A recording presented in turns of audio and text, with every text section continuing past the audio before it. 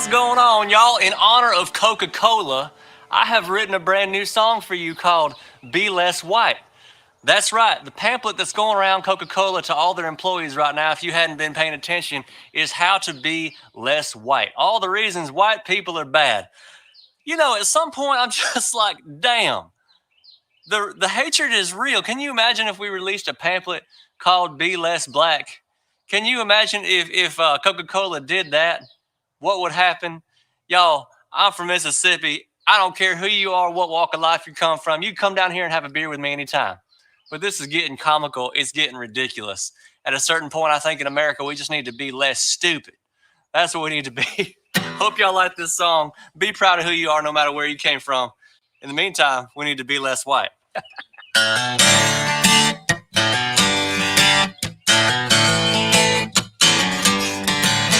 Coca-Cola's done lost their dadgum minds. The other white guilt's hitting pretty hard this time. I thought I'd seen it all, but as it turns out, I have to change my skin to live this one down. We gotta be less white, be less white.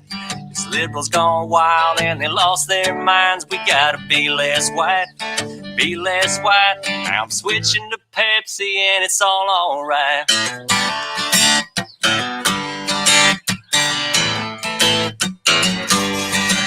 They said to be less white is to be less oppressive, be less certain and less defensive, be less arrogant, try to actually listen.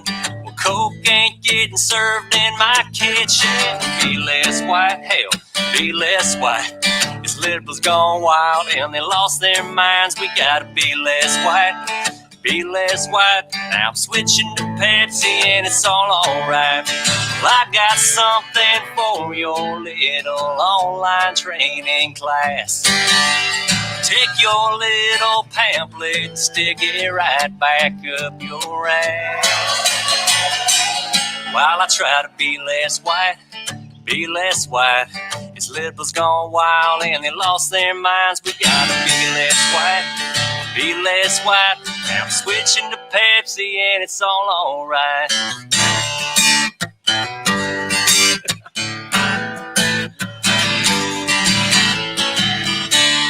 God bless y'all. Be sure to subscribe. That might even end up being the new theme song over at Pepsi. I don't think the boys at Coca-Cola are going to like it much, but over at Pepsi, you can have it if you want it. Hey, it's a good thing all that snow thawed out last week. It's getting way too white around here. I'm sorry, I couldn't resist. Y'all be good.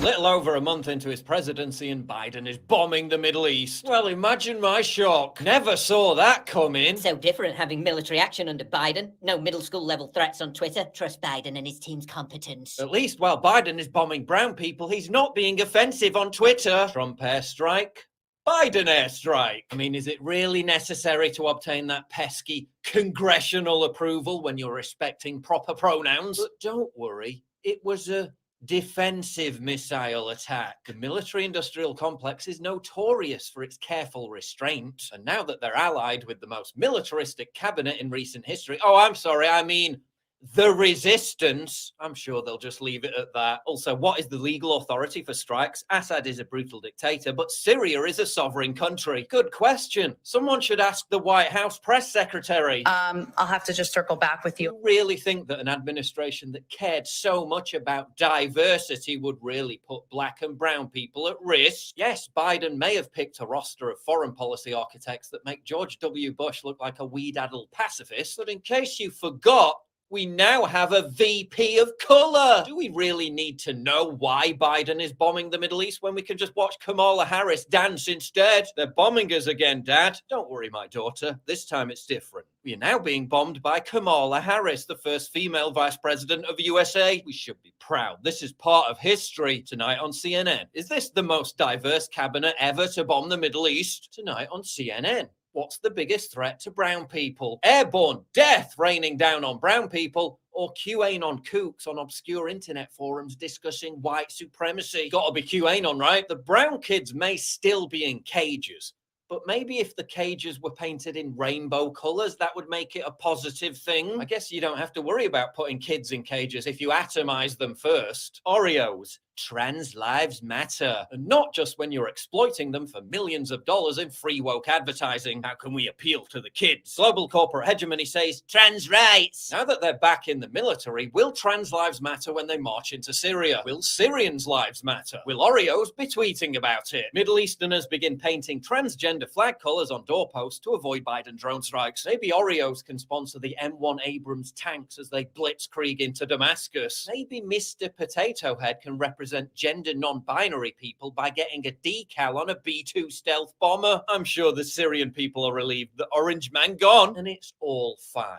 Because Raytheon tweeted the black square for George Floyd. Raytheon Intelligence and Space celebrates diversity and a culture of inclusion. They don't discriminate, and that's why they're totally happy to indiscriminately butcher Yemeni civilians with laser-guided bombs. It's progressive. Biden's pick for defense secretary is being given a $1.7 million handout as he leaves Raytheon. But look, he's black. It's progressive. Northrop Grumman donated $1 million to Black Lives Matter causes, which surely compensates for all those AARGM supersonic warheads about to be tenderly sprinkled on black and brown heads. It's progressive. Boeing provides the precision-guided technology to ensure those bombs find their targets, except when that fails and a wedding party gets wiped out. But hey, they vehemently denounced the January 6th violence, and performative virtue signaling is really what matters. People are starving. They can't pay their rent. You got millions of Americans that are uninsured. They got no health care. They lost their jobs. Where the fuck are the checks? Oh, I know. They went to Raytheon so they could bomb my country.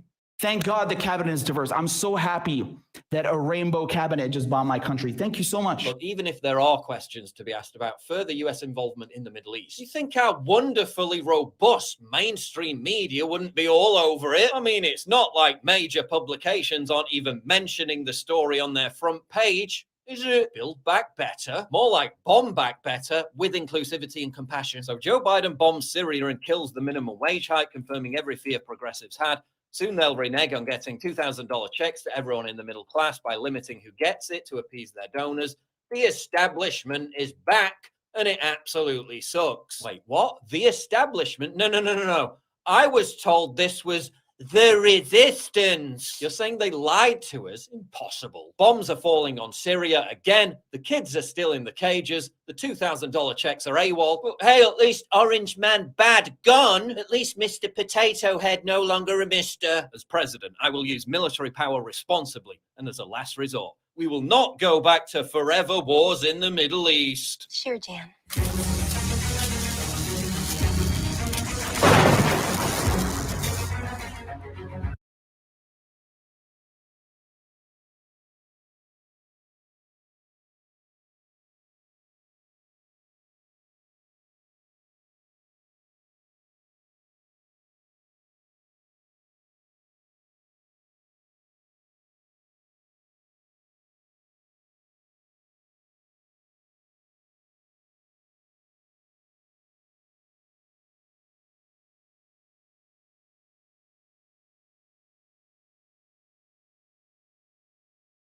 Oh, sorry. Good thing my my producer is not here with me tonight, so I have to rely on you guys to police my actions.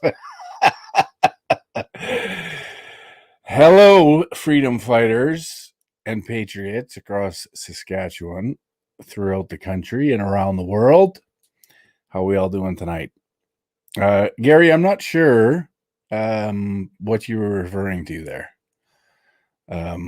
I thought it was fairly self-explanatory.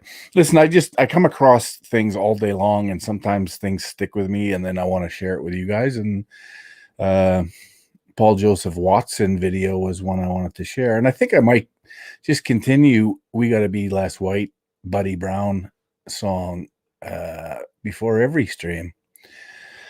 I actually looked up that fella, and I like him. He being in the music industry, he actually gives shit to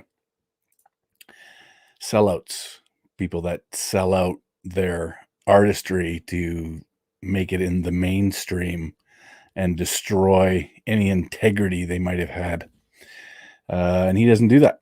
So good for him. And there's more and more artists doing that, like our rapper friend, Tom McDonald.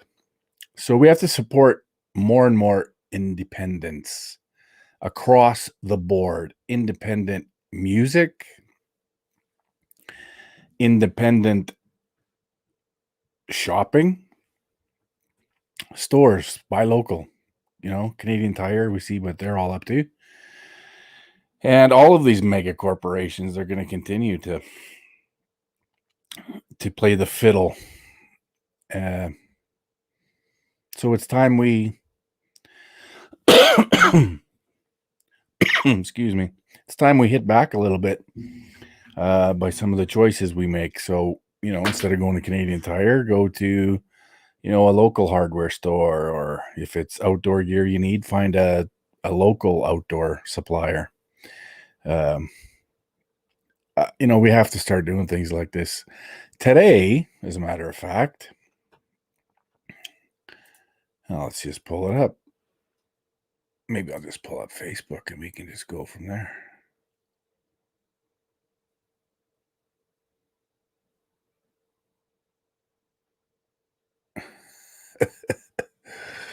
Yeah. So today, I've been sending a lot of people the last couple of days to the website to sort of help us fund our activities, and our activities are starting to blow up. I just put a Facebook post up earlier today saying that we are definitely moving in the right direction. We have speaking events and such scheduled through March into April. It's starting to take off, not only in Saskatchewan now, but we got a couple of outside Saskatchewan. So it's starting to grow, and more people are interested in putting together live in-person info sessions, we'll call them. And I think that pisses people off. So I think it actually probably inspired somebody to rat me out to PayPal or file a complaint or whatever. Because I've been running PayPal for a while. So I find it sort of interesting that out of the blue, they would just go straight to terminating my account. So I got this in my email. After a review of your account activity, we've determined that you're in violation of PayPal's acceptable use policy.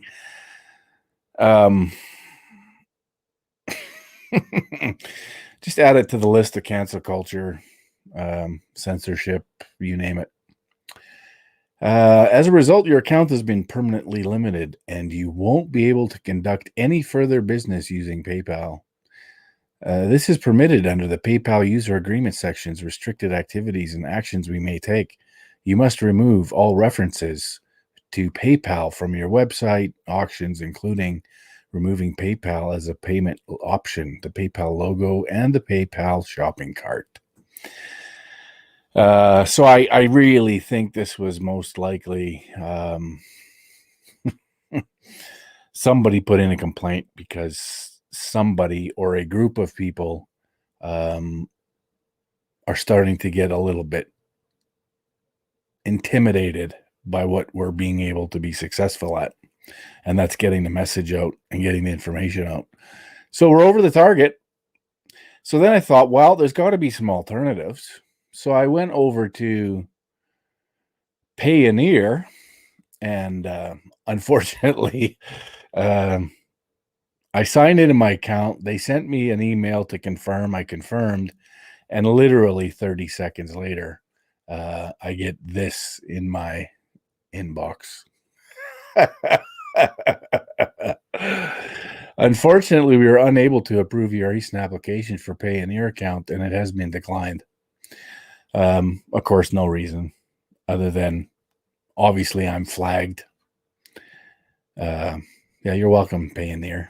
So it's back to old school, I guess, until we can find another way. There's Subscribe Star, which is what Dan Dix uses. So I may check into that. Yeah. And you know, I don't necessarily mind. I'm sort of surprised I lasted as long as I did. And yeah, I mean, old-fashioned e-transfer will work until, see, this is the thing, is this is all about social credit, right? This is all about behaving according to how they want us to behave, the technocrats, the fascists, the commies. So they're going to control us through all of these behavioral standards that they set. And it's not going to stop at third parties like PayPal and others. Very soon, this will be attached to your bank. So if you're not behaving according to standards set by the fascist technocrats and commies, then you may not have a bank account. And when you are 100% dependent on digital currency as the direction they are going, your banks will control your life and the corporate world will control your life. Every aspect of your life will be dependent on whether or not you meet the social credit standards that are set for you. That's where we're headed. That's technocracy. That's fascism, and that's communism, totalitarianism, authoritarianism. That's where we're headed. That's globalism. And it's not cool. So yeah, I mean, sure, I can revert to e-transfer for however long until my bank says, you know what? You can no longer run this business account because it doesn't meet somebody's standards. And once they get rid of cash, what do you do? What do you do? Do you beg and plead with the banks, with the government, with the corporate world, and promise to be a good little boy or girl so you can actually access your money?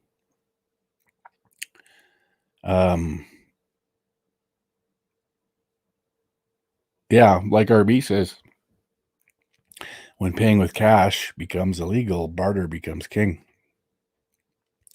Well, see, this is what'll happen, right? Because all of the folks that are preparing for the great reset for sustainable development are going to be in the wildlands, right? They're going to be north of the wall, and they won't have access to anything within the matrix. So they will be out in the wilds with no financial system because they've been excluded, and literally off grid. And yeah, it'll be back, back to the barter system, back to living off the land until they remove you from that situation, until they restrict land use to more than 50% of the land in the world, on the globe. And when they mean 50% across the world, well, that means a lot more than 50% in Canada, because we're mostly land. And for them to reach their targets of 50%, they're going to have to restrict and prohibit human activity in our country far more than 50%. So then they'll kick you off your land, and they'll expropriate your land, and they'll shove you into the cities where they want everybody else controlled and owned by the social credit system. This is it, folks. This is where we're headed. And it's not a stretch. It's not a leap. I mean, I just got punted off a third-party payment system because I, in somebody's opinion, didn't play nice, didn't play by the rules. And that is moving to the banking system. That's moving into society as a whole, are going to control every aspect of your life. And you have to live up to those social norms to get along. What's blurry? I'm not sure why it's blurry. It's pretty good over here. Is anybody else seeing blurry? I'll trade you Mr. Potato Head for Mrs. Potato Head.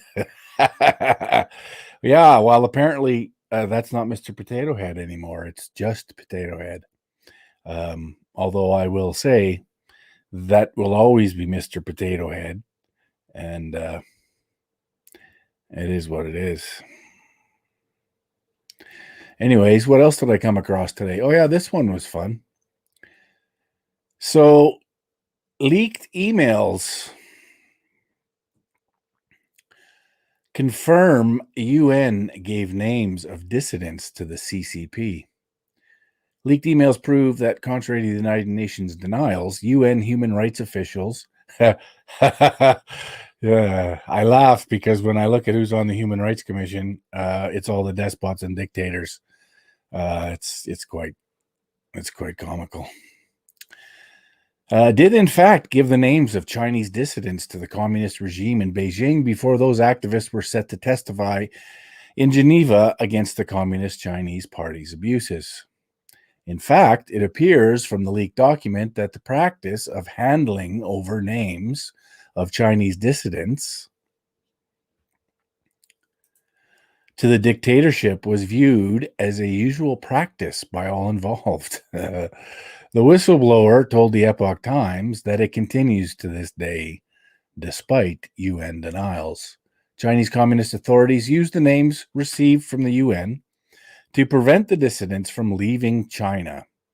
At least one dissident identified by the UN and detained by the CCP before leaving for Geneva, Cao Shunli, died while in detention.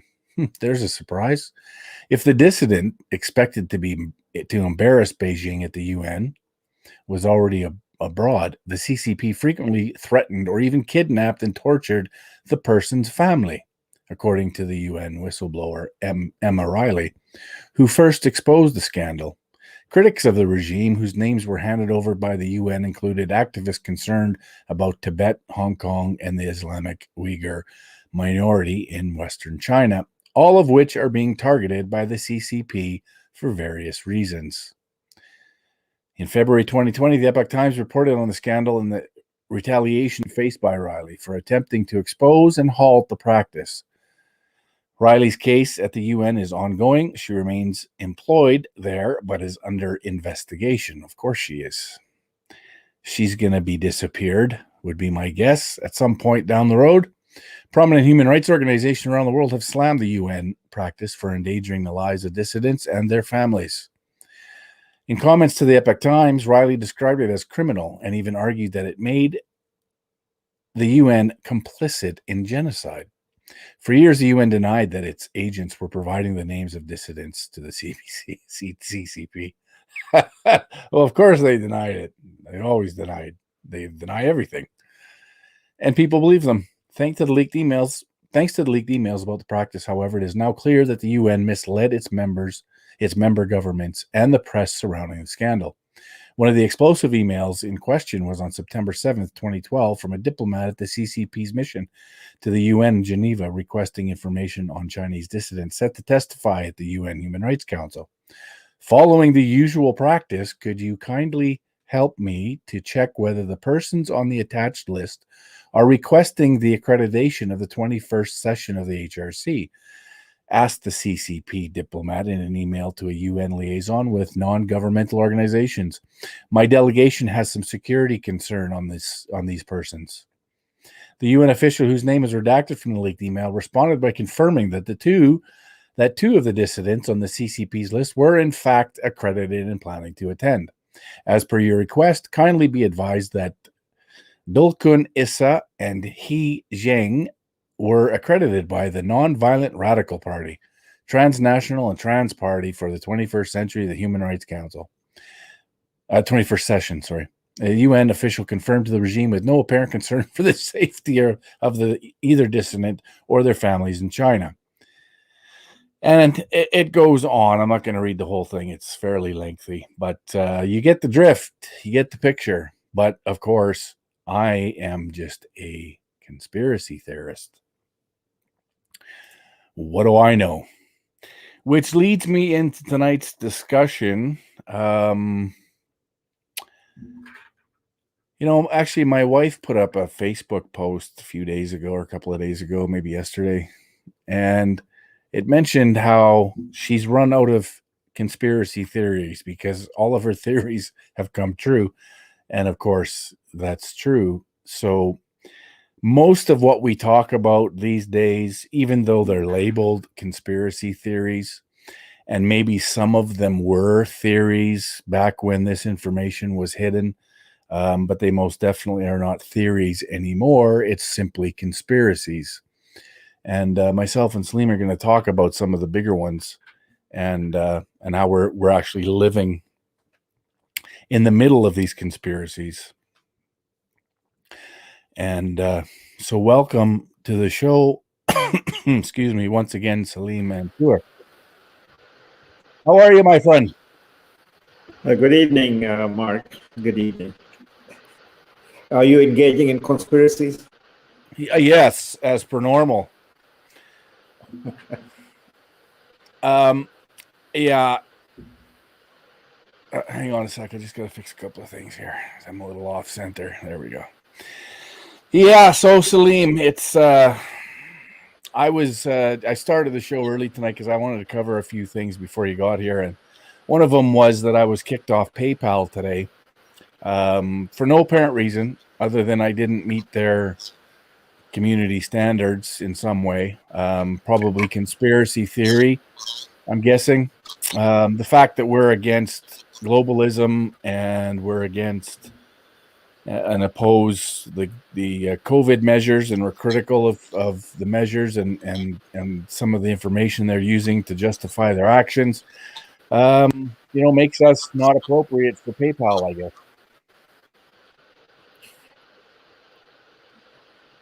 Well,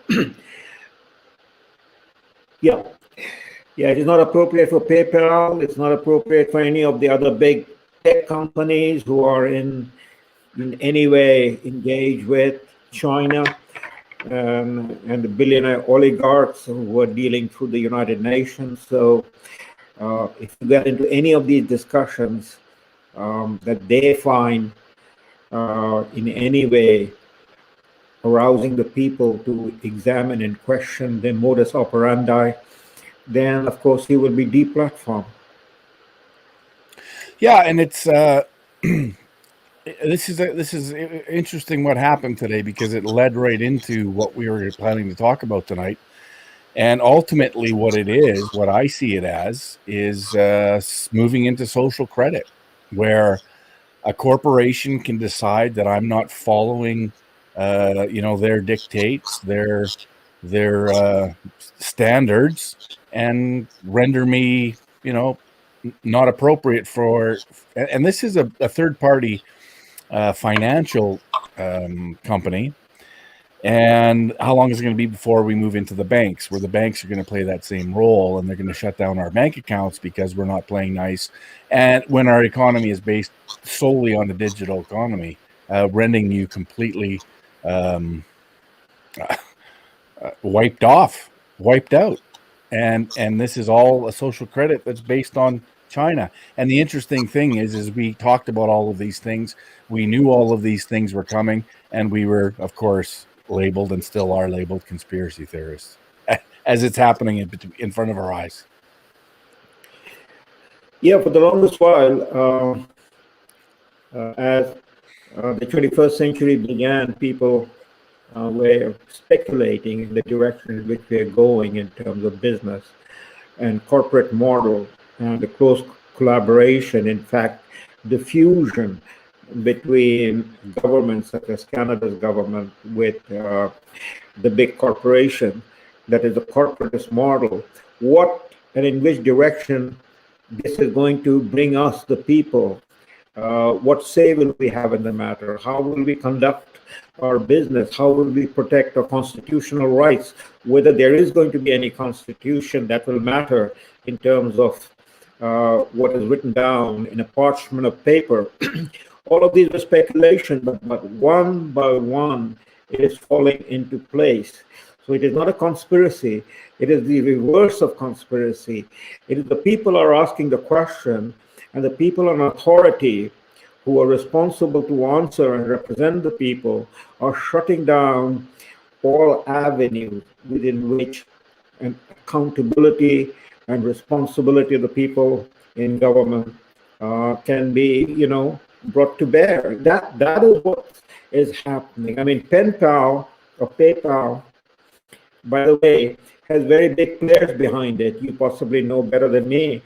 People like Elon Musk and others are behind it, and these are, big billionaire oligarchs who are deeply engaged with the state, with the governments in America, and Canada, and different parts of Europe. That's the corporate model. And here is the game that is what we are seeing is being played out. When the president of the United States can be deplatformed by the big techs, and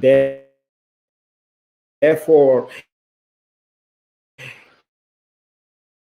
the United States, then the argument is, well, YouTube or Facebook or Twitter, these are private corporations. This is not a government action that has been taken, And if the government is not going to step in to enforce the First Amendment right, what the government is doing, in this case, the uniparty state or the deep state in the United States, and similarly in other places here, including Canada, is that the government is pulling back and letting the big tech, the billionaire oligarch, enforce its model of operation without taking any responsibility or without being accountable. And that's where we have arrived. I mean, two of the biggest issues, there are so many issues. I mean, the COVID-19 issue is staring us at the face of what's happening in Canada. And perhaps you and I might want to talk a little bit about that. Sure. But apart from the COVID issue, there are two huge issues this week in the news in North America, as I see them, was number one, on Monday, the Supreme Court ruled in a 6-3 majority that there is no hearing going to take place. The Supreme Court shut the door on the Pennsylvania case that is about the stolen election and the case that was being brought to bear. And the Supreme Court had given the date that they will hear the case after the election, that is February the 19th. February the 19th, the case was brought up. And on Monday, this Monday, the Supreme Court came down with the decision that they will not proceed on the case because the case has no standing. The complainants have no standing. So that was the final act in the sense that any discussion on the matter of the stolen election, the Supreme Court has shut it down. And by the Supreme Court shutting it down, all of the other courts in the states, in the 50 states, wherever it might be filed, would take the precedent of the Supreme Court and shut it down. Right. So that was one big case, and the implication of that is profound, and we can discuss that in a moment. The other big case was here in Canada. The motion in the House, the resolution in the House of Commons in Ottawa, calling upon China and condemning China for the genocide that is taking place in China with the Uyghur Turk. And the entire cabinet of the Canadian government, with the head of the government, the Prime Minister, Justin Trudeau, and his cabinet, they abstained from voting on that resolution. You know, so what is the implication of that? I mean, that is here is a country, your and my country, that has taken pride, at least since the end of the Second World War, that we stand not only as a country that contributes to peacemaking, peacekeeping, and so on and so forth around the world. We take pride in our position in the United Nations. We are right up front talking about and defending the rights of people oppressed, persecuted, or facing genocide or undergoing genocide, racial discrimination, and all of that implication. And here it is, the biggest case of the 21st century right now that is happening, unfolding in front of our eyes, and the Liberal government just walked away. Of course they did. Yep. And so what does it tell us? I mean, it tells us that our governments are not going to be representing the people, and our governments will not be accountable. That is, domestically and internationally, both the United States, in the case of shutting down any discussion on the stolen election, and Canada in refusing, that is, the government leaders refusing to vote on the resolution, is directly implicated with their position on China. That when the matter of China comes up, you know, we surrender even before China says boo to us. Right. It has never happened before. Yeah, it's well, I mean,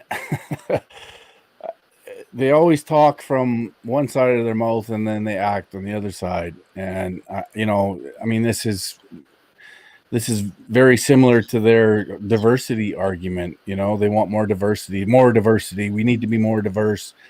But really what they're doing is they don't want any diversity. They want us all to be the same. No distinctions, no, they want it all to be the same. They want us all equal, equally poor, and equally controlled, you know, under, well, that's the socialist communist way. Yeah, so technically where we are is that we, one of the oldest democracies in the world, in the case of Canada, you know, we are, what, 153-year-old democracy since 1867. That makes us one of the oldest democracies in the world. Is now today just basically reduced to the name democracy. The content of democracy, what democracy means, has been blown away in the wind. Blown away in the wind, not by the people, but by the elite in Canada. And well, you could make an argument that it is in part by the people, because it's the people who keep buying their crap, and the people that continue to be willfully ignorant to the reality of what's happening. So I get it. I mean, it is ultimately, you know, governments doing this, but I mean, it's also time that the people have to wake up and understand what's happening. 100%. I mean, I was coming back to that always, as I pointed out, the equation X and Y people, but it has been thrown away by the elite in the society, that is the political elite, the academic elite, the media elite, and of course the business elite. They've all come together. So when they say there is no conspiracy, here is the conspiracy staring us in the face. The elite have come together and have disconnected, detached the running of the government, that is the running of the society, from the people in whose name they run the country. But then comes the responsibility of the people. What are we doing, or what are we going to do about this? You know, that then becomes our responsibility, the people's responsibility. And on the side of the people, the problems are immense because the people are fragmented. They are, driven by their own immediate concerns and interests. For the vast majority of people, how to pay the rent at the end of the month, how to put food on the table, how to meet the needs of their children or their elderly parents, and so on and so forth. So how much time do the people have to think about the issues, which in some sense is abstract? It is removed from their immediate struggle for survival. And the struggle for survival over the past year has become immense, with our economy more or less bankrupt. So, yes, the people are responsible. Ultimately, the people have to wake up and take responsibility if they want to bring about change and an improvement in their own situation. And we can talk about the people even in greater depth. We can analyze them, we can break it up into components and look at it in terms of the middle class, in terms of the people who are indigent and poor and impoverished, and then the people who are at the top, the 5%, whatever the number is. And so look at it. And of course, in Canada, we are a country vast in geographical size and therefore spread thin, across this vast geography. We are geographically the second largest country in the world, though in population terms we are insignificant, but in size we are immense and big, and so we are scattered.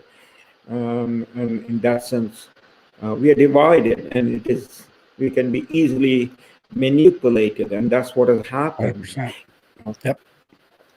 Our history has been a history, the Canadian history has been a history of the people being deferential to the government and the government holding that card for people in a manner in which they exploit the people. And well, Salim, yeah, and this is why globalism has scared me to death for so many years, because I know, I mean, it doesn't take a rocket scientist to understand why Canada would be so coveted by globalists with an agenda to redistribute wealth. Canada is everything they want.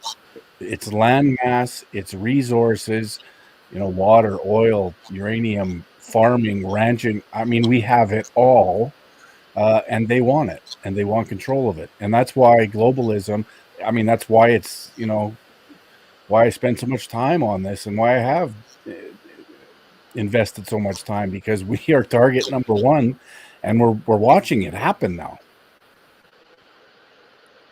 You're absolutely right, and this thing we need to be also put in context, because the history of Canada, that is at least the history of Canada since 1867, is a history in which Ottawa has basically found its own shelter, first in its relationship with Britain as the empire. And when Britain was at the peak of its power, in the 19th century, in the second half of the 19th century, Canada grew under the shelter of the British Empire, worried that if it did not have a protector, which the British Empire was, Canada could be gobbled up, or parts of Canada could be gobbled up by the United States. I mean, that's always been, in a sense, the unstated reality. In fact, the very birth of Canada in 1867 was a shotgun marriage, so that the United States, after the end of the Civil War, would not become powerful enough to look north in terms of its expansion, as it was looking west, expanding towards the Pacific. So we have looked towards the empire, the British Empire. Then, after the Second World War, once the British situation changed and Britain was no longer that great power that it was in the 19th century, Canada then looked to the United States. And it was the relationship with the United States in a world divided between United States as the leader of the free world and Soviet Union as the leader of the communist bloc.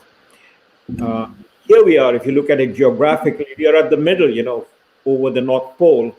On the one side is Soviet Union, and on the other side is the United States, and we occupy the middle ground in that northern look of the world. And we look for our protection with the United States, both in terms of security and also in terms of economics. I mean, our trading relationship with the United States has been, somewhere close to 75, 80 or more % of our trade is with the United States. And then with NAFTA, now with the US, Mexico, Canada treaty, that relationship exists in terms of trade. So, we have looked at that protector for ourselves.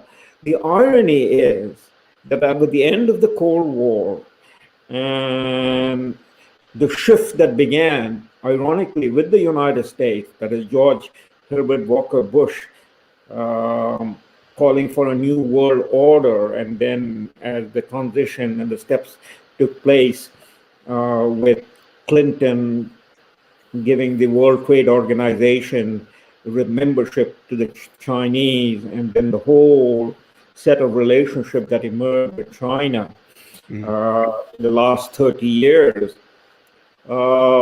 Canada has looked towards the UN and the globalists, either as a protector or as a partner. So basically what I'm arguing, or I'm putting forward for consideration, that our elite, Canadian elite, which is the Laurentian elite, the Montreal, Ottawa, Toronto triangle, this elite, if you excuse my using the word, and I ask, I apologize before I use the word, this elite has been a whore. First with the empire, then with the United States, and now with the globalists. This elite has refused to stand up for Canada, defend Canada, and make Canada its sole preoccupation. That is the Canadian interest. 100%. It has been led by the liberals, but the conservatives have been full partners in this relationship of selling out. Yeah, and it's interesting, Salim, you watch it even from a national political standpoint. Right now, the liberals are dropping in the polls. The conservatives and Aaron O'Toole are dropping in the polls. To me, that's at least a glimmer of hope that somebody in our country is waking up and starting to see that. I don't know if it's superficial or what, but it is at least a little bit encouraging to see both parties dropping in the polls.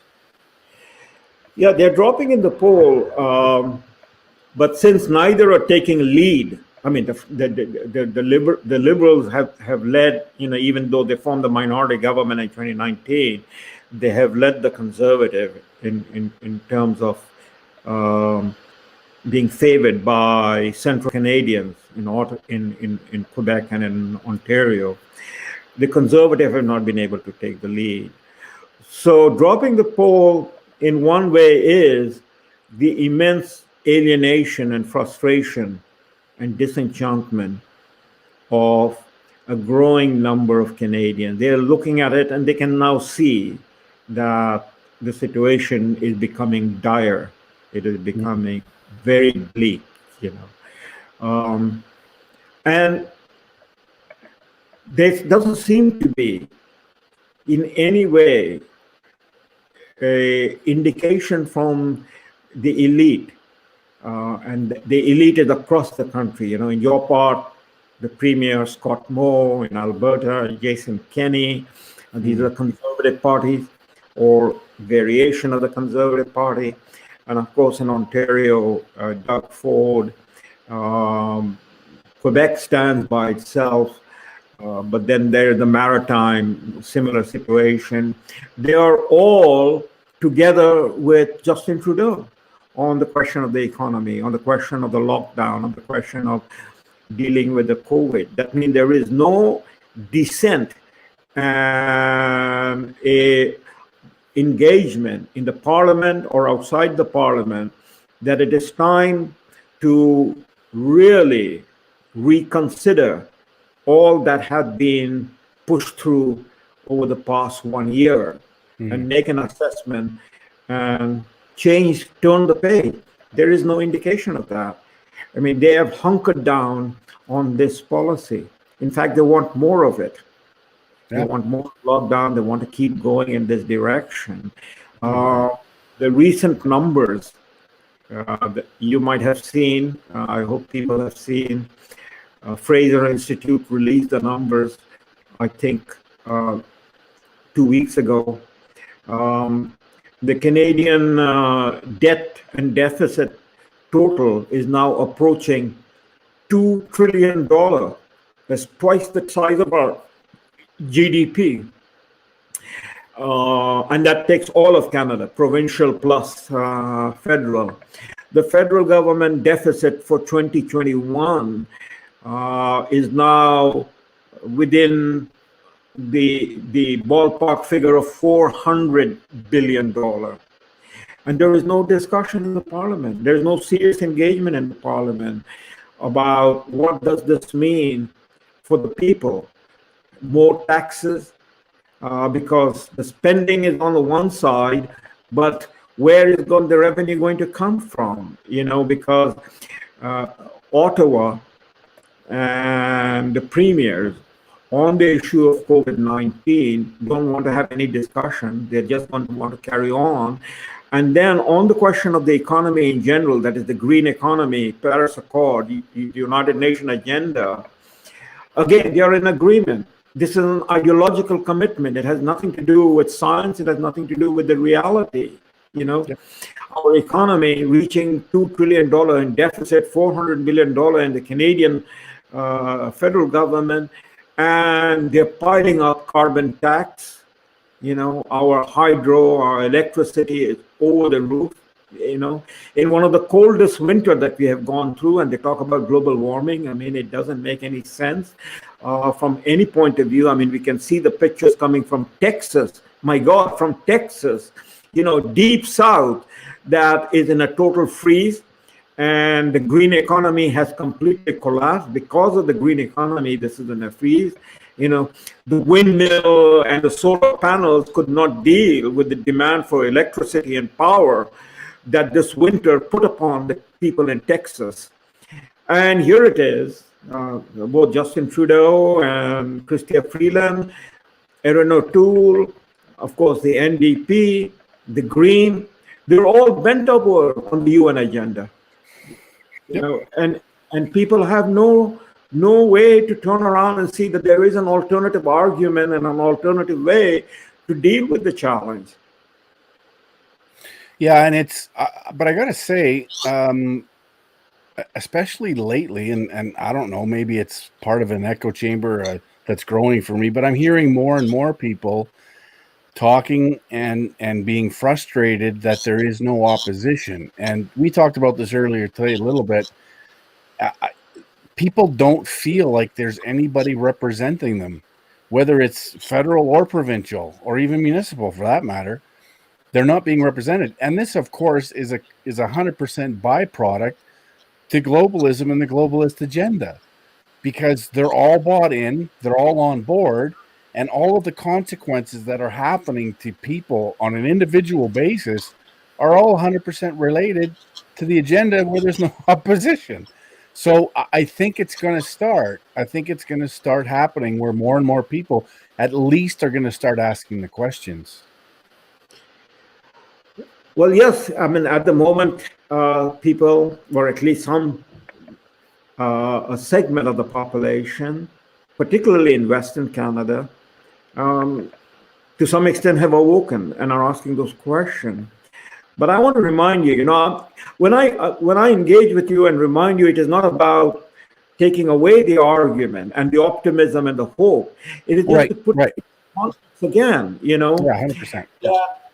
When you say that the government, and I think both of us mean in this case, the government in Ottawa, is not at all being representative of the people, and therefore not in any way willing to be accountable for their decision that they are made. I would remind you that this has been the case pretty much from the time, say, the end of Second World War, particularly in the last 60 years, from the time of Lester Pearson and then Pierre Trudeau coming now. I mean, remember the NEP, the National Energy Program of Pierre Elliott Trudeau in the 1970s. He couldn't care less what the Western Canadians thought. He just imposed it upon it. There was no representation. Right.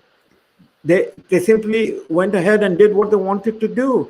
And that's exactly what they're doing. I mean, the whole reform movement that began in the 1980s began precisely because there was a clear understanding and indication that Ottawa was not representative of the people, particularly the people in Western Canada. That's why the Reform Party began. Right.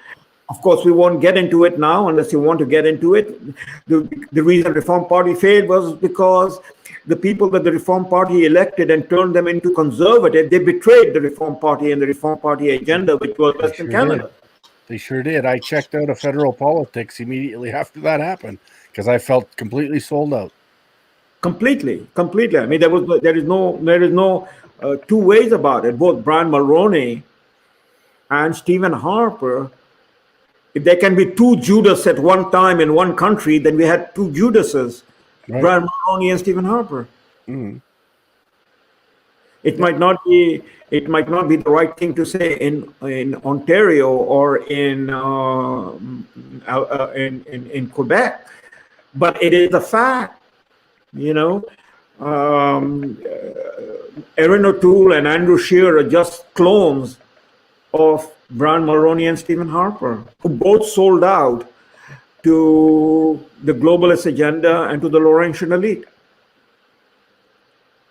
So there has been no representative. That's what I'm coming back to. What I'm coming back to, that when you really dig deep and hard, the country is what it is and where we have arrived at. And of course, we have arrived at a very serious situation. Those of us who would like to discuss this in the public, but the public in the public media has shut it down. There is no place to discuss it. I mean, none of the corporate media is going to discuss it. There will be no discussion on CBC or CTV or Global. Nope. No discussion in the national media, print media. But it needs to be discussed. As I said, the two important issues of this week with vast implication. One was the decision in the United States, which of course goes back to China. That is the Supreme Court decision. The stealing of the election. And if I take a couple of minutes to point out how does it goes back to China.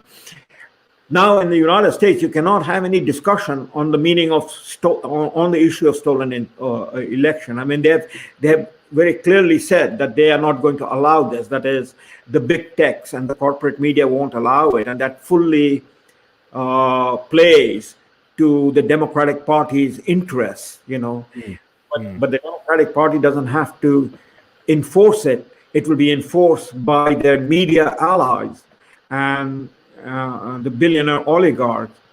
I mean, it happened to me, Mark. My YouTube videos with Robert Wong of the Just Right Media has been deplatformed on YouTube because we discussed the election, we discussed the nature of the steal and so on and so forth. And we are very small players, we are not big guns. But the point is that if the Supreme Court did not do what it did, that means it lived up to its responsibility in terms of the U.S. Constitution and the role of the three co-equal branches of government, that is the legislature, the executive, and the judiciary, the three equal branches of government, and that's the whole question of check and balance. And the role of the Supreme Court is precisely in the role of check and balance, to hold the executive and the legislature accountable, that they are abiding by the law, the rule of law. And so if the Supreme Court had done what it is required to do, had allowed the case to be presented, the argument is that the election was stolen. So let's say this argument is an alleged argument, and the case has to be presented that the election was stolen. And how was it stolen? You present that argument. On the one side is the argument about the mail-in ballot, the voter fraud, people voting multiple times, dead people voting, people not on the electoral roll voting, and so on and so forth, ballots being dumped in the middle of the night, and so on. So that was on the voter fraud and irregularities, and the role of the state legislatures and the state executive in violating their own laws in terms of the election. But the most important argument was the second line of argument, that is the argument about the electronic use by which the election was stolen, the Dominion voting system, the Smartomatic. And that would go to China, right, because of the ownership, because of the manipulation, and so on. So those evidence would have been would be presented. On the one side is the argument that there is no basis of the election having been stolen. These are all, according to the media, these are all basically fake and phony arguments. There is no substance to it. But on the other side is the argument, well, we have the substance, we have to present it. And that's what the place of the court is, that you present the arguments, you present the evidence, and through examination and cross-examination, the evidence is tested. Right. If it's up to the defendant. If they can disprove the evidence, then okay, it is disproven.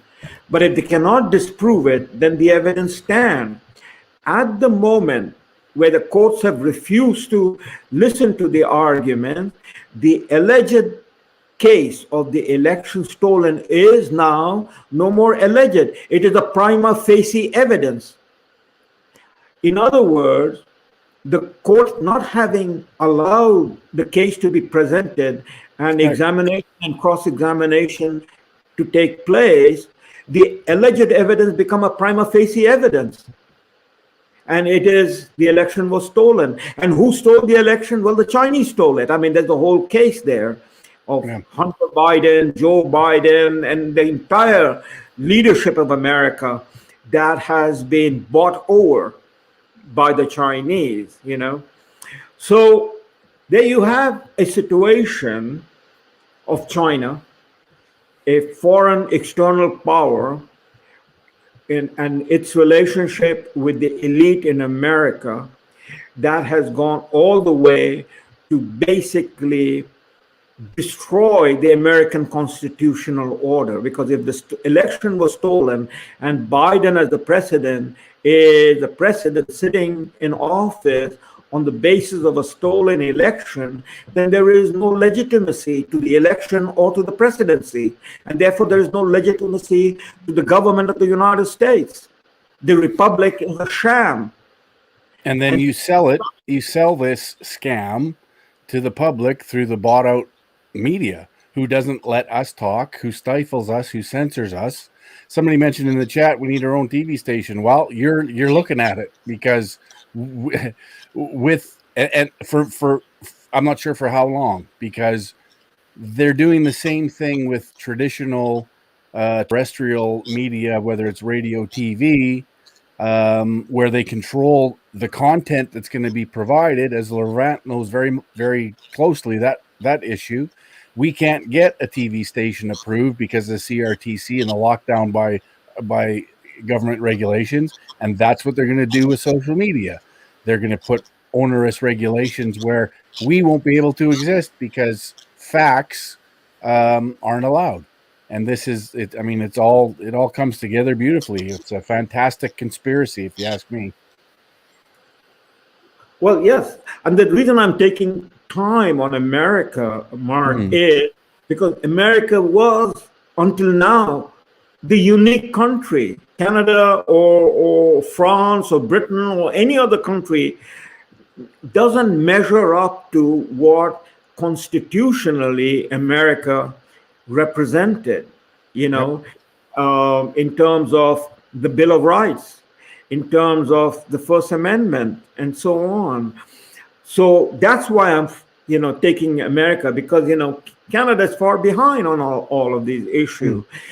The argument about freedom of speech and therefore freedom of press is that there will be a multiplicity of voices, and no voices can be shut down.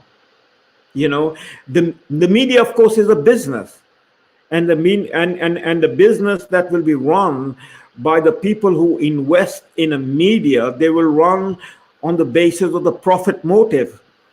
They will run the stories that is going to bring them the earnings that will then, carry on, whether it is Rupert Murdoch or whoever. It is a business concern. But it is a business, but it's not based on a free market anymore. Well, that's what I'm coming to. In the case of America, in Canada, we might ask ourselves whether we ever had a free market. But in the case of America, you own a media company. I own a media company. The freedom of press is that I challenge you, you challenge me, and that's the whole argument, Right. So the issue that we are faced with is that when the media comes together and agree on a point of view and say that we are not going to allow somebody to publish anything that is going to be contrary to the narrative that we have, then it's no longer a situation where there is a free exchange of ideas, opinions, and arguments. It becomes controlled. I mean, there was a media in Soviet Union, the Pravda, the Izvestia. There's a media in China, whether it is the Beijing Review, whether it is the South China newspapers, etc. But they are all basically one voice. They can have many different, publications, but one approved narrative. That's exactly what the Soviet Union had. This is something unique that has happened in America, or unprecedented, not unique, because the American media was always a media that was free enterprise media, and people would challenge and argue the cases, and it is out of that you hold the government accountable, but you hold the people accountable also. So, Salim, is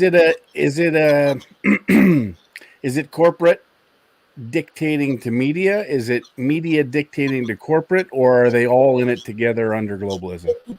No, the media is now owned by the corporation. Media as a term by itself can be a neutral term, Right. But the media in Soviet Union as a neutral term was simply the conduit for information for the people. But the media in the Soviet Union was controlled by Moscow, by the Communist Party and its arm of the government. In America, the media again, the conduit of information, but it had multiplicity of owners. There was, in a sense, no government ownership. That is, no taxpayer-funded ownership. Even the PBS, the Public Broadcasting Service in America, technically is run by the contribution of the audience that listens to PBS, that cares for PBS. There's some small amount of money that is directed by the federal government, but the bulk of the money comes from the audience base and from the donors, whether they're corporate donors or whether they're individual donors. But don't those donors then also influence the narrative there too? I missed that. I said, don't those donors, the big donors, influence their narrative as well?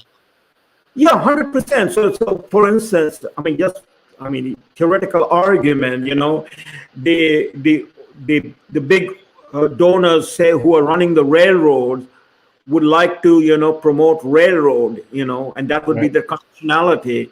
And the big corporate donors who are manufacturing automobile want highways.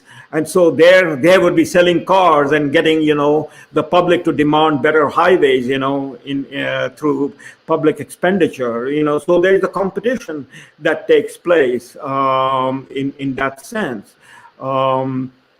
We are not saying that all the corporate donors necessarily have one perspective and one narrative. There are competing narratives, competing interests. The market is huge, and it is going to be which of the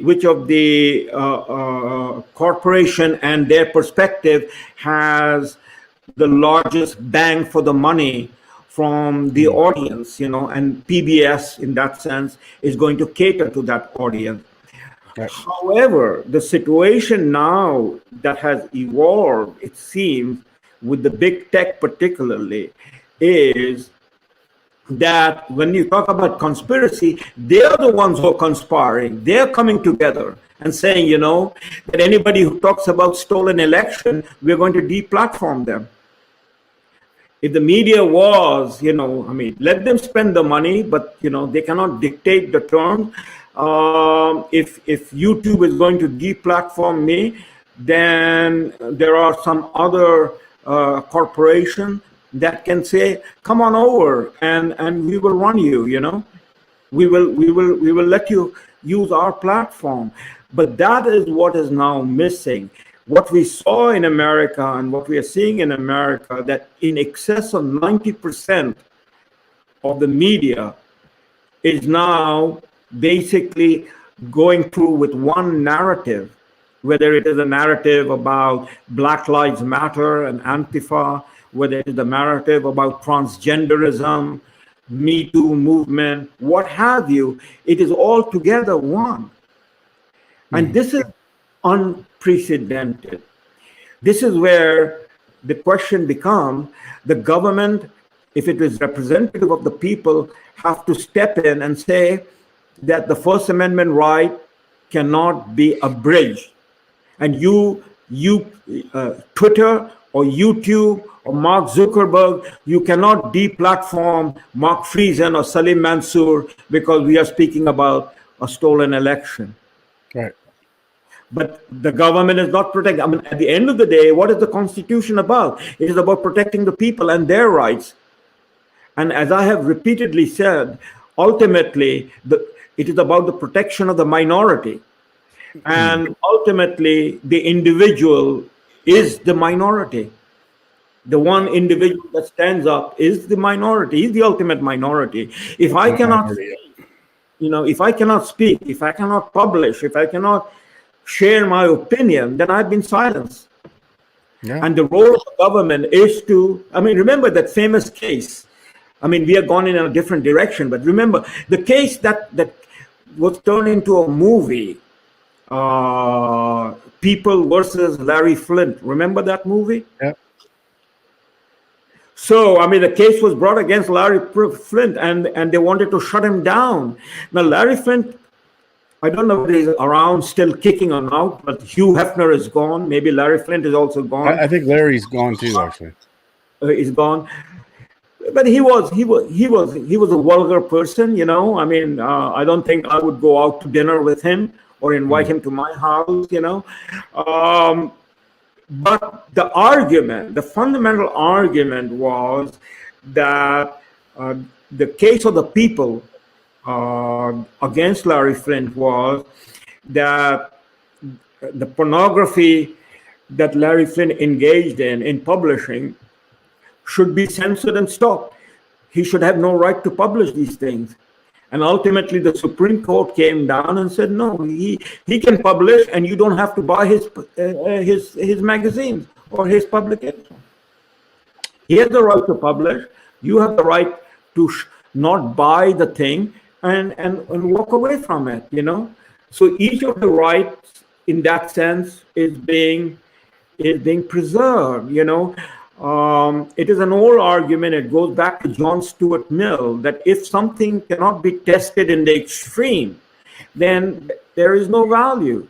Right. The extreme is, I mean, you know, you have your right of speech. The extreme is you cannot come and punch me in the nose, and your freedom of speech stops at the edge of my nose. Period. Right. Well, and but that situation has changed now. That's what has happened. Well, and this is why I say what I said earlier, that, you know, part of the responsibility in this lies in the people, because to me, this is why community is so important, because we don't have a media that we can trust. We don't have a media that we can share. We don't have platforms that we can be afforded. Everything is controlled from the top down to the bottom, but it's time for the bottom to take that control back. We can say no to these cable TV news stations and take them off our subscriptions. We can cancel our cable subscriptions. We can make different choices of who we're going to listen to, but we can also get into the community and start talking to people again. And that's where the real rebellion has to happen, is getting back to the community and talking to people instead of relying on the top to tell the bottom how to do things. The bottom has to be able to come together again and tell the top what needs to happen.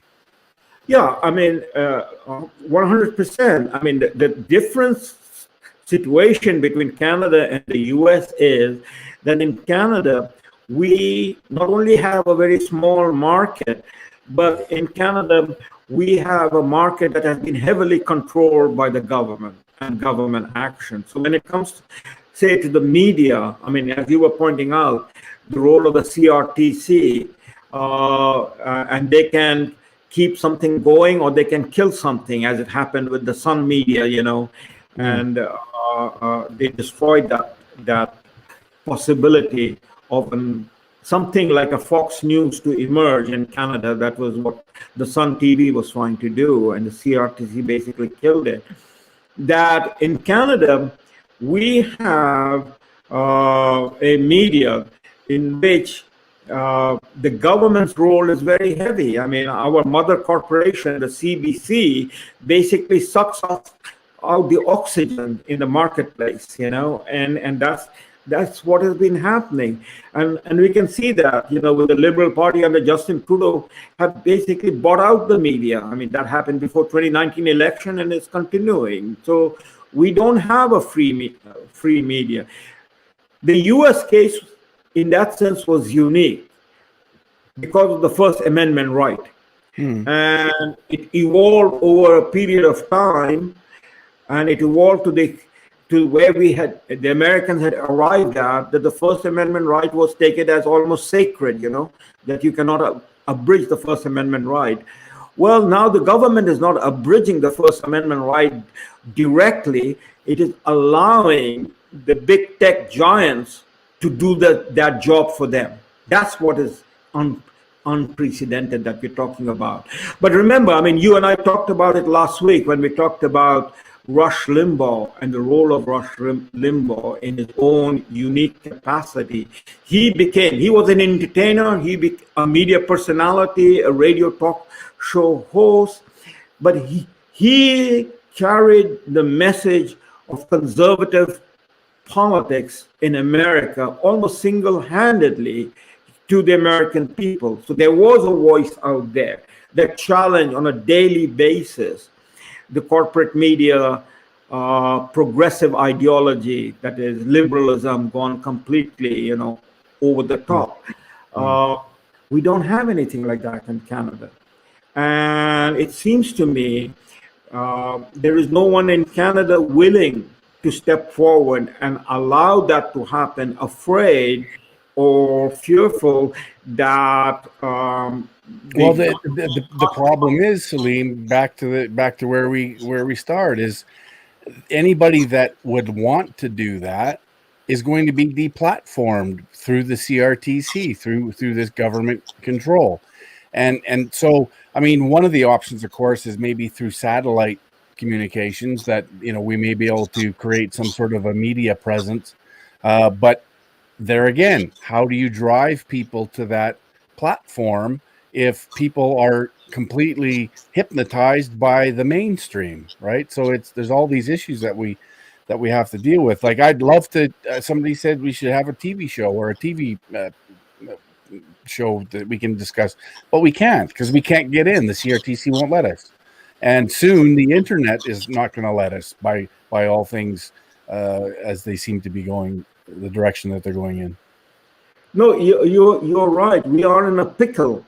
I mean, there is Ezra Levant struggling with his podcast as a rebel media, but it is again a sort of a model that is based upon PBS. It is a donor-funded operation. And 100%, and it can only go so far. You had the classic case in Canadian situation was when in the 1990s, Conrad Black launched National Post as the major conservative paper. Well, when Conrad Black lost National Post, or had to sell National Post turned into just another Globe and Mail Toronto Star. It is only nominally conservative. So that begs the question, is Canada a country where conservatism does not have much of a root? We are a deferential society, and we are a society that is run by the corporate elite. That is the elite and the corporation in a fusion. That's what the Laurentian elite is all about. And if that is the case, then we are where we are. I mean, the people wake up, they get agitated, they want change, but then they end up voting from the same box of alternatives. And a system that is corrupt is not going to reform itself. It has to be done from the outside. And we keep going through the motion that, maybe voting next time around for the conservative will do the job. But the conservative are part of the corrupt box. Everything coming out of that corrupt box is not going to do anything to change the situation. That's the lesson of the American politics now. The rhinos, which is the establishment Republican Party, is the biggest obstacle. It is not the Democratic Party, it is the Republican Party that is the biggest obstacle to the people having a government based upon their constitution and defending their constitution. And so we will see what happens now with President Trump and his supporters, somewhere around about 100 million people, whether he's going to launch a third party or he will try to do a house cleaning of the Republican Party. That's an American problem. But in Canada, Mark, I might say, I might take that extremist position, you might say, that the best thing that can happen going forward where we are right now is a crushing defeat of the Conservative Party as it happened under Mulroney, reduced to 2 seats in 1993. And the lesson that we learned, that a Reform Party movement, which is the PPC, doesn't engage in trying to rebuild another Conservative Party merger and coming together. No, this thing has to be buried. reduce to 2 seats and burn it down, so that a party that can emerge on its own merit, that is dedicated to Canada First principle and is dedicated to the principle of representing the people and demanding accountability on behalf of the people of their respective governments. And I think that CPC house is the match has been struck inside that house, and I think it will burn down, and it can't not burn down if it continues to do what it will, and it will. I think it's just natural, and so yeah. But in replacement, 100%, it can't be another. Oh well, we'll just down the road we'll merge again so we can gain power. The times are so different now, and everything that's happening around us is so different now. I think ultimately the PPC by default becomes the opposition, and eventually, whenever that is, depending how quickly people wake up, the party in power, and then we get our country back, and then we get the rest of everything that everyone cherishes back. Well, Mark, you and I put ourselves in the front line. One might say, I speak for myself here, I had no business, as an academic, to me, all of this thing was an academic discussion. But I got persuaded enough to step in where the rubber hits the road, and that's all part of historical record. So we were the building blocks of the PPC. We took our step, we went forward, and whatever happened is under the bridge. But coming back and looking at objectively in the Canadian situation, PPC is the only party. We don't have any member in the parliament at the present time. Hopefully, we will have member, whether a small number of member or a bit sufficiently large number of member, depends upon the people. But PPC is the only party that on all the issues that matter, and we can run down the list, our position is about Canada first and about responsibility and accountability. We are the only. Now the point is whether we are saying the thing that we are saying in the manner in which we are saying, with the conviction and the evidence that we are saying, that has enough resonance with the people, that the people, say, yes, we, irrespective of where the PPC stands in terms of the other parties, it is the only party that deserves our support, and we will vote for the PPC. That's an open question. I don't know, I have no way of mind reading the situation. But yes, PPC is the only party as I see it. I want to say one thing. I was thinking about it before I came on the air, and I don't want to take too much time, but I want to leave it with you, Mark, and with the people who are paying attention to us. We are, in historical term, and again, back to context, in historical term, we are in an absolutely unprecedented and a unique moment in history, the English-speaking world, the Anglosphere. So Canada and the United States, the two countries in North America, the big power, the superpower, etc., and Canada tied on the hip with United States, unlike Australia or New Zealand, far away from us. And England, more and more, even though it has done its Brexit, more and more shaped by European politics. We are in a moment in 500 or more years of history, for the first time, as I think about it, that an English power is compromised with an external power that is its enemy. You go back all the way, however far you want to go back in the shaping of this English-speaking world and history. So let me just throw up the following. Let's go back as far as Elizabeth I, the Elizabethan age. The English-speaking country has never, ever compromised with its opponent, whether it was a small opponent or a big opponent. It dealt with the opponent, its adversary, but when it came to it, it stood by itself. And if it came to a conflict, it fought that opponent. So Elizabeth I, it was a small country, but it was emerging. And it was challenged by the Spanish power, which was a superpower at this time. Philip II, the Spanish Armada, and Elizabeth stood against Spain and fought back. The Armada was defeated, and that began the rise of England, you know. So it defeated the Spanish. It defeated the French, Napoleon, you know. And Napoleon had this ambition to launch the invasion of England, but England just destroyed Napoleon and the French fleet in Trafalgar, defeated Napoleon at Waterloo. 100 years later, the Germans, and again, the British Empire rallied. Canada and the United States supported. That's the English-speaking world. In Canada, the French did not join the English speaker, you know. The French stood aloof.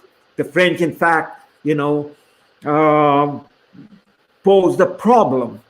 But the English-speaking world, Canada, United States, Britain, stood against the German and defeated Germany. Then again, a second time, Germany made the effort. 20 years later, and again, England stood against the Germans, and Canada and United States rallied behind. And again, German effort was defeated. Then comes the Cold War, the Soviet Union, and 50 years. And again, you know, United States took the lead, and Canada was there, and Britain was there, and Soviet Union was defeated, you know. In the Pacific region, Japan challenged the English-speaking world. And once again, despite the initial setbacks, United States and England, joined by Canada, defeated the Japanese attempt to take over the Pacific region. And now we come to the situation.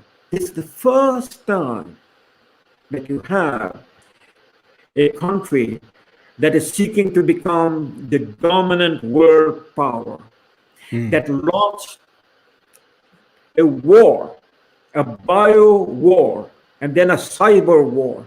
In the biosphere, COVID-19, and in the cybersphere, the stealing of an election. And you have a president in the United States and people surrounding him in the Democratic Party who are all in some ways paid agent of the enemy of the United States, that is China. And then you have the same situation in Canada. You know, you have the evidence, I mean, the vote in the parliament where the prime minister and the cabinet was missing on the question of China. And there it goes, you know, the evidence that nobody wants to take on and stand up against China. Right, and there's nobody to criticize them and nobody to oppose them. It's just... Yeah. So, you know, it leads to an immense question, and there is no discussion. And no one willing to talk about it. And those who want to talk about it and waken the people, they're being deplatformed and silenced and threatened. The lives, the jobs, their earning, you talked about banks, it's all being threatened. This is a unique situation where after more than 500 years of the English-speaking world, the leading English-speaking countries are complicit with its opponent, with its adversary. And ultimately its demise and its destruction. Yeah. Yeah. It is mind-boggling. I think we'll leave it on that note, Salim, for tonight. We've been at it for about an hour and a half. I wanted to leave you with that question. Yeah. Yes. Yeah, and it's I mean it's daunting, but I mean reality is reality, and we have to face it and look at it for what it is, because and there is no silver bullet, and there is no quick fix, there is no you know, immediate solution as some would like to think and promote. This is a long, hard fight we have ahead of us, and it's we have to find a way to communicate. We have to find a way to get what we've just discussed tonight and every other night that we've had a discussion out to the masses, out to the people, and bring it back to community, back to the people, and hopefully, you know, turn it around at some point. But we're going to be in a world of hurt for a while. Absolutely. I mean, the people, it is up to them. I think the American people, they will wake up and they will respond to this situation that I just now described. The Americans are not going to, or at least enough Americans are not going to say that we are going to give up and learn how to speak Mandarin. But I think in Canada, we are in a situation where if this thing carries on and if people are unwilling to take the step that is necessary to take, which is to make the government accountable and defeat this government, remove them from office, and along with them, everybody else who has been complicit with this government. We didn't get a chance to talk about COVID-19. I mean, that's again a China issue that we need to talk about. Then I think the people in Canada better learn how to speak Mandarin. Yeah, and you know, you mentioned COVID, and we'll get into that maybe next time. But I mean, it's definitely, obviously, all related. And it was my hope, and it still is to a certain extent, my hope to wake a lot of people up because of how insane it is.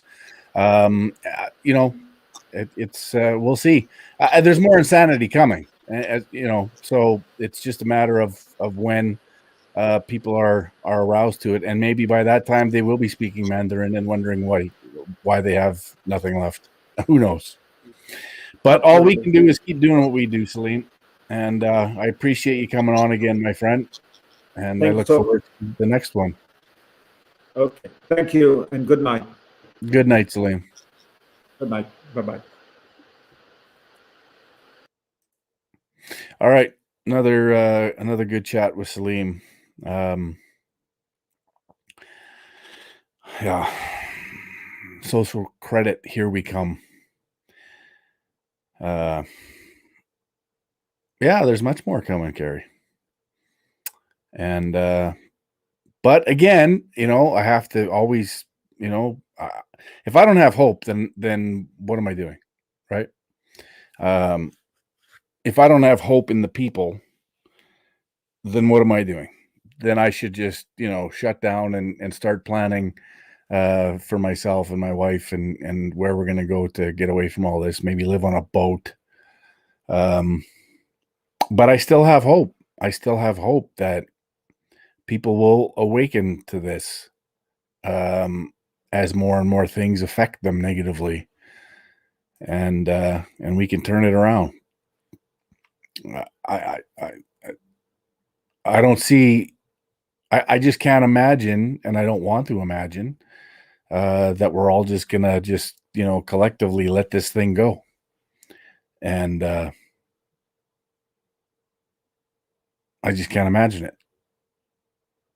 And it is what it is. I mean, I've said before, if I'm sitting in a gulag, I'm still fighting, right? I'm still trying to figure out how to win. So we carry on, but it's crazy times. And of course, you know, we're just conspiracy theorists. You notice in the media, not that I watch any, but I get it, you know, collaterally.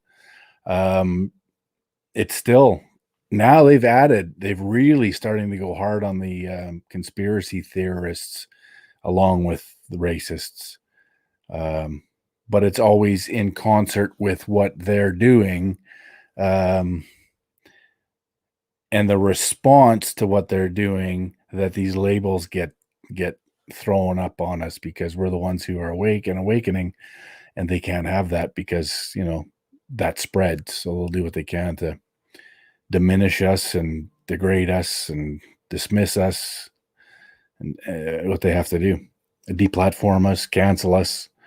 And there's enough useful idiots out there that, you know, at least give the impression that they're winning. I'm not convinced that they're winning, at least on the ground. I think there's far less of them than there are of us, but they get all the play.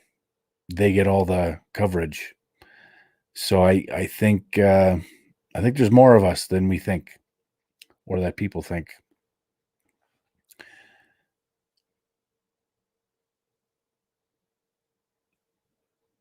So we will carry on. Tomorrow, we are heading to an undisclosed location for another chat, bringing people together, and I look forward to it. We'll be hitting the road at some point. I'm not going to say when or what direction I'm going for obvious reasons. Whatever. Somebody said to me, well, you know, they're going to track you this way or that way. And so be it. So be it. And if they do, then we'll respond and expose the fact that this is happening to us in Canada, in a democratic, free country. We'll use it against them like they do us. So it is what it is. Bring it. I ain't backing down.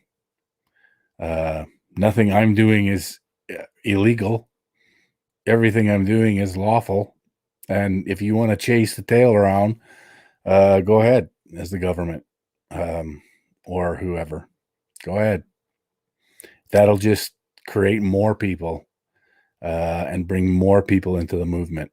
So for those of you saying that I need to do it differently, there's a method to my madness. Trust me. It is what it is.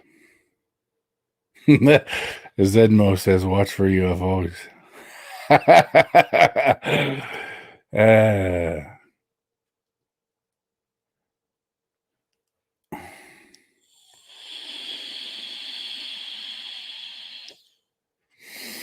Anyways, folks, I haven't had supper yet because I was out doing a couple estimates and then got home and then had to get ready for this. And so I'm getting a little hungry. You probably heard my stomach growl a couple of times through this. Quick update on the GoFundMe for Joel. I'll just refresh and have a look. You know, fantastic job, you guys. You guys are all beautiful. Whoever's donated, you're all beautiful human beings. We are at, in less than 24 hours, we've raised $3,555. Yeah, about 22 hours. That's pretty good. Keep it up. There has been a little bit of movement in Joel's case. Some tunes have been changed, coincidentally enough. And I'm not going to get into any specifics because things are still happening. So I don't want to have any negative impact on any of that, but things are moving in the right direction. We can say that. So hopefully this gets resolved quickly and we can get young Joel the procedure that he needs. If you're wondering what I'm talking about, you have to go back to my show last night where I interviewed Joe McRae in regards to his son Joel, who has a situation with his brain, and he's not getting the medical procedures he needs to get. But I recommend, if you haven't watched it yet, watch the interview from last night. It's heart-wrenching. It's enraging. It's probably the most emotional I've ever been on a live stream. But I can't imagine the fight that he's in for his son, Joe. So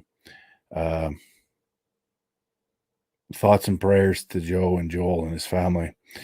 But it looks, like I said, things seem to be moving in the right direction. We just have to keep the pressure on, and I'll keep doing that as much as I can. We'll get an update from Joe maybe in a few days again to see what's happening. So that's good.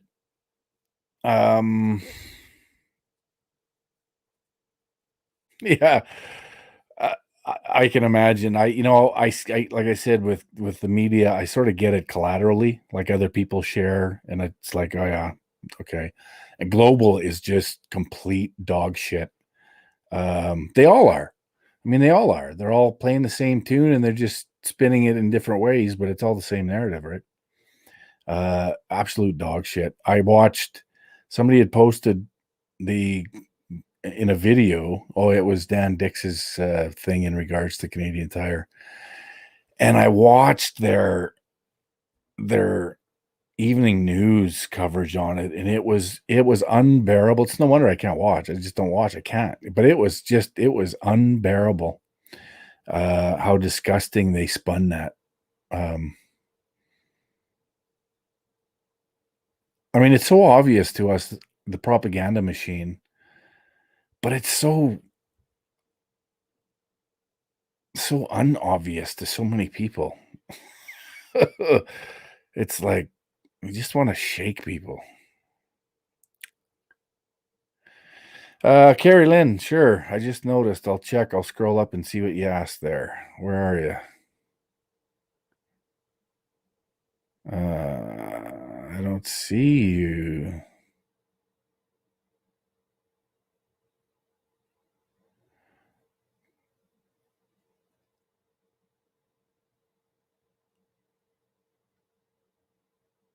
I'm looking.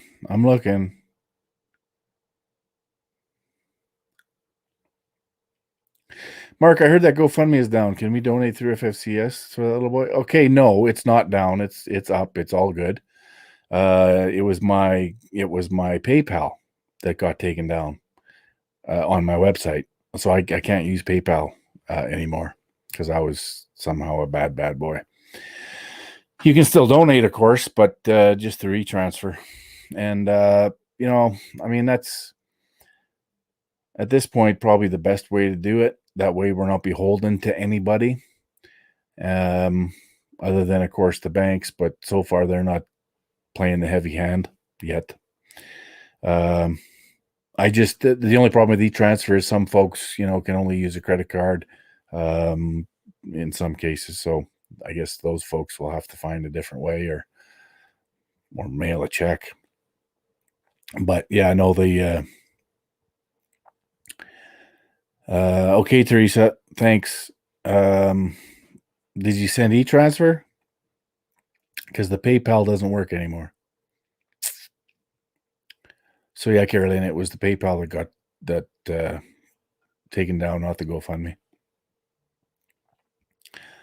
I can't imagine why or what reason they could use to take down the GoFundMe in this case. I guess because I'm the one who organized it. But I'd be shocked if they took that one down. Just for what it is. Yeah, Teresa, if you did e-transfer, then it'll go through. And it's automatic. I don't need a password or anything. It'll just be right in there. So thank you. Appreciate that. Yeah, GoFundMe is good. GoFundMe is bang on. Nothing wrong there. I'm looking at it as we speak. And it just went up by $100. So $36.55.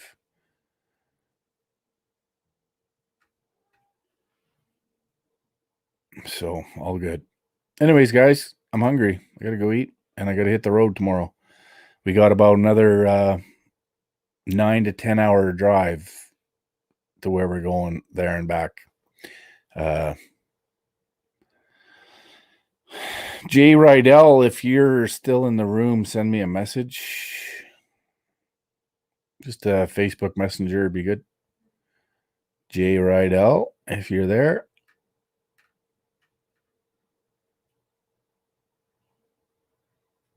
I haven't talked to him yet, Diane, lately.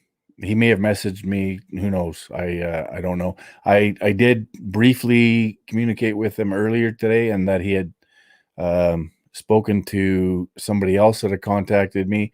I sent him your email, and thank you very much for that. You're an absolute angel. And he's looking into the information that you shared. So thank you very much.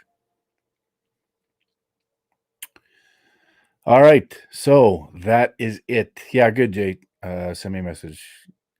Because I would probably forget. And this way, if you send me the message, I'll get it and then be able to tell you what I wanted to tell you. All right.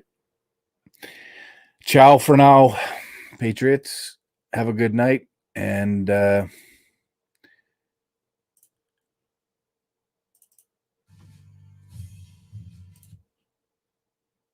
we'll see you next time. Maybe from the road. Maybe tomorrow at some point we'll pop in and say hello in our travels. We'll see how it goes. Anyways, have a good weekend. See you probably Sunday evening. All right.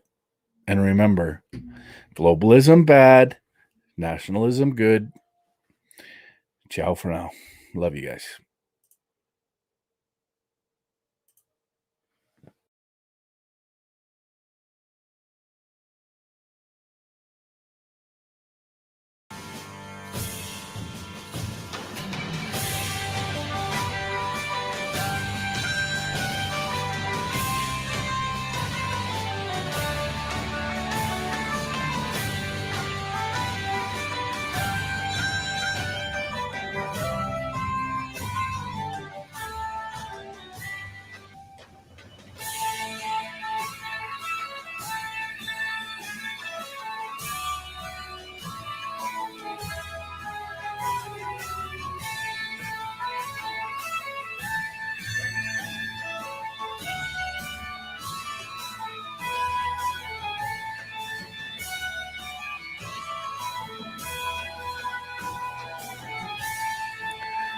Lemons coming out. D Live, stick around. Lemons being distributed as we speak. Ciao.